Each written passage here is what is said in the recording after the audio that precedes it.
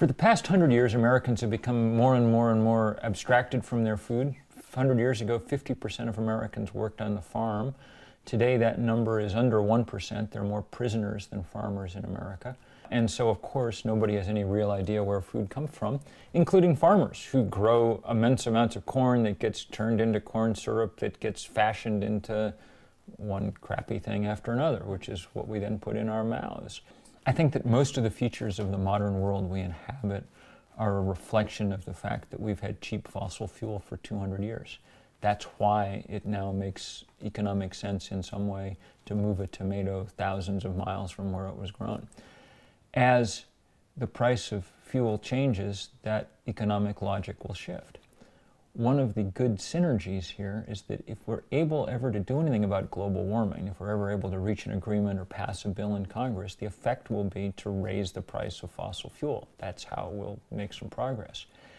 And the day that happens is the day that farmers markets will make sense, not only from a community point of view, not only from a culinary point of view, but absolutely from a pocketbook point of view, because no one will be able to get away with the current agricultural mode, which is in essence to grow food in oil, to use soil as a kind of matrix to hold plants upright while you pour oil on them.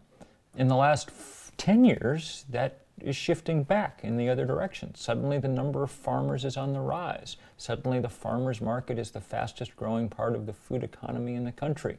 Suddenly there are lots and lots of people who care about local food. At the moment when it seemed that it would all go away forever, it's making a comeback, and that's a very, very useful thing. Well, my interest in food started out in a kind of theoretical way. I spent a lot of time reading Wendell Berry over the years, the greatest writer at work in the English language, the Kentucky farmer and essayist who'd written a lot about these things. And I was very interested in the questions of how we were going to reduce carbon emissions. Food is a big part of that. Shipping everything thousands of miles takes its toll. And so about 10 years ago, I taught what I think was probably the first course in an American college on local food production. It was a J-term course at Middlebury. And at the time, there were very few books. You know, Michael Pollan and Barbara Kingsolver and people hadn't written things about it yet. We were making it up as we went along. No one had coined terms like localvore or whatever. But to me and to the students that I did that class with, it seemed the perfect example of how one could take immediate steps that had real impact on real people around us. We spent a lot of time looking at the farmers who were springing up around the Champlain Valley, and we spent a lot of time cooking their food. We had lunch every day for January with locally made food of one kind or another, and that was as important as the talk about it all. I went on to become very interested in this question. We spent a year here in our house eating nothing that didn't come from the Champlain Valley, just to kind of get a sense of what that was like. And it was great.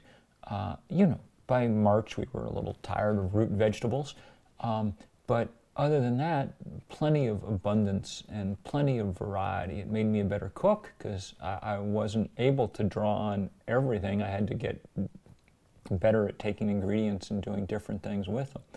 But the biggest bonus, of course, was just making friends. And, you know, suddenly you had to know where your food came from. And so there were wonderful people all over the valley. Ben Gleason and his grain, his flour kept us going. Wallivers and their beer, or, you know, brewed with Ben's wheat. On and on and on and on and on. And it was enormously rewarding. The food was good. We made friends. It was a strong reminder that the abstracted market economy that we live in isn't particularly satisfying. It's not particularly satisfying because the food doesn't taste good. It's not particularly satisfying because it's not very healthy for you. And it's not particularly satisfying because you have no connection with anyone. Connection to me is the key variable here. The reason farmers markets are so important is not just that they use less energy, though they do, it's that they spark more human energy. The average shopper at a farmer's market has 10 times as many conversations per visit as the average shopper at a supermarket. That's a huge difference, and it's an important part of rebuilding community, which I think is our chief ecological task at this point.